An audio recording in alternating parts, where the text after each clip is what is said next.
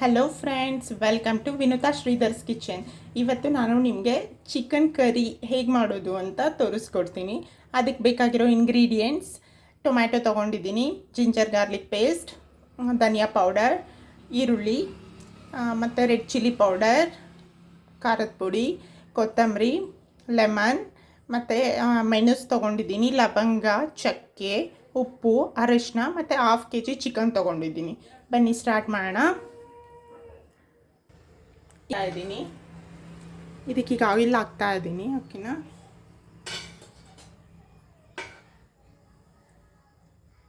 ಫಸ್ಟೇ ಚಿಕನ್ನ ಬೇಯಿಸ್ಕೊಳ್ಳೋದಕ್ಕೆ ಇಟ್ಬಿಡೋಣ. ಆಮೇಲೆ ಮಸಾಲ ಎಲ್ಲ ಫ್ರೈ ಮಾಡಿಕೊಂಡು ಗ್ರೈಂಡ್ ಮಾಡ್ಕೊಳ್ಳೋಣ. ಈಗ ಎಣ್ಣೆ ಬಿಸಿಯಾಗಿದೆ. ಈಗ ಚಿಕನ್ ಹಾಕ್ಬಿಡ್ತಾ ಇದ್ದೀನಿ.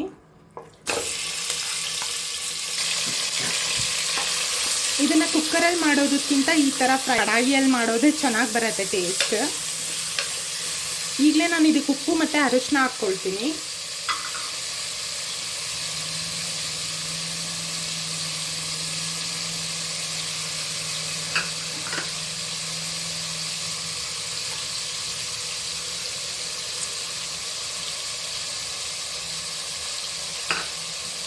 ಈಗ ಚೆನ್ನಾಗಿ ಒಂದ್ಸಲ ಮಿಕ್ಸ್ ಮಾಡ್ಕೊಳ್ಳೋಣ.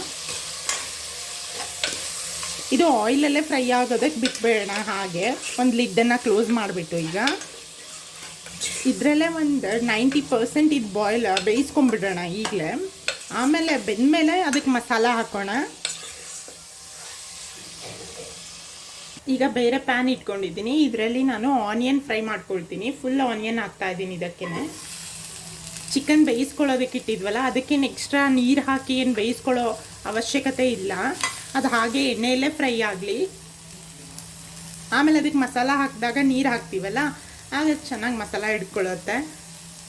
ಇದಕ್ಕೆ ಸ್ವಲ್ಪ ಎಣ್ಣೆ ಹಾಕ್ಬಿಟ್ಟು ಆನಿಯನ್ ಫ್ರೈ ಮಾಡ್ಕೊಳ್ಳೋಣ. ಆಗಲೇ ನಾನು ಇದಕ್ಕೆ ಗರಂ ಮಸಾಲ ಐಟಮ್ಸ್, ಲವಂಗ, ಚಕ್ಕೆ, ಮೆಣಸು ತೊಗೊಂಡಿದ್ನಲ್ಲ, ಅದೆಲ್ಲ ಹಾಕ್ತಾಯಿದ್ದೀನಿ ಇದಕ್ಕೆ. ಮತ್ತು ಟೊಮ್ಯಾಟೊನೂ ಹಾಕ್ತೀನಿ ಈಗಲೇ. ಅದನ್ನು ಫ್ರೈ ಮಾಡ್ಕೊಳ್ಳೋಣ ಎಲ್ಲ.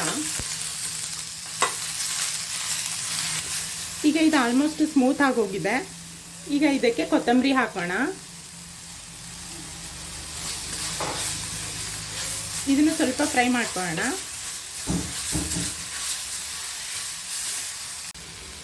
ಈಗ ಇದು ಫ್ರೈ ಆಗಿದೆ ನೋಡಿ. ಆಫ್ ಮಾಡ್ಕೊಳ್ಳೋಣ. ಈಗ ಸ್ವಲ್ಪ ಕೂಲ್ ಆಗೋದಕ್ಕೆ ಬಿಡೋಣ. ಕೂಲ್ ಆಗೋದಕ್ಕೆ ಬಿಟ್ಟು ಆಮೇಲೆ ಇದನ್ನು ಗ್ರೈಂಡ್ ಮಾಡೋಣ.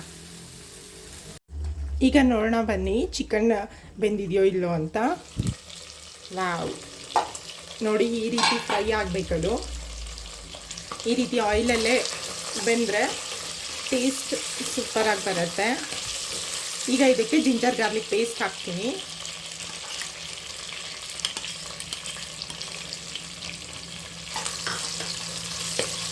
ಸ್ವಲ್ಪ ಫ್ರೈ ಆಗಲಿ.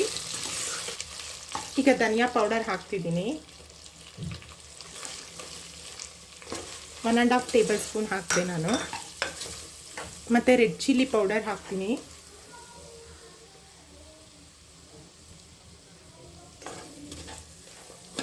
ಇದು ಫ್ರೈ ಆಗಬೇಕಿದು. 1 ಮಿನಿಟ್ ಇದಾಗೆ ಫ್ರೈ ಆಗೋಗ್ಬಿಡೋಣ. ಈಗ ಗ್ರೈಂಡ್ ಮಾಡ್ಕೊಂಡಿದ್ವಲ್ಲ, ಇದು ಮಸಾಲ ಹಾಕ್ತಾ ಇದ್ದೀನಿ.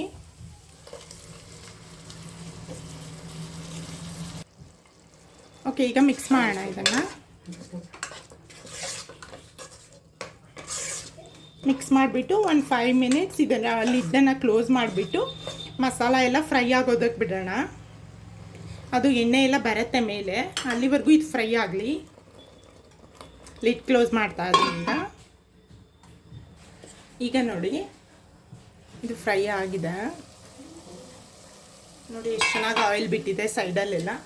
ಈಗ ನಾವು ಗ್ರೈಂಡ್ ಮಾಡ್ಕೊಂಡಿದ್ವಲ್ಲ, ಅದೇ ಜಾರ್ಗೆ ನೀರು ಹಾಕಿಬಿಟ್ಟು ನಿಮಗೆ ಎಷ್ಟು ಥಿಕ್ನೆಸ್ ಬೇಕೋ ಅದು ನೋಡಿಕೊಂಡು ನೀರು ಹಾಕ್ಕೊಳ್ಳಿ. ಮಿಕ್ಸ್ ಮಾಡೋಣ.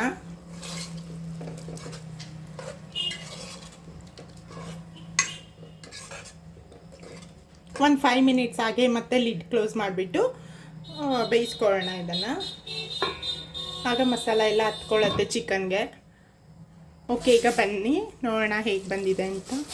ವಾವ್, ನೋಡಿ ಎಷ್ಟು ಮಸ್ತ್ ಬಂದಿದೆ ಅಲ್ಲ. ಓಕೆ, ಈಗ ಇದು ರೆಡಿ ಆಗಿದೆ, ಆಫ್ ಮಾಡ್ತೀನಿ ಗ್ಯಾಸ್ ಫ್ಲೇಮ್. ಇವಾಗ ಸರ್ವ್ ಮಾಡೋಣ.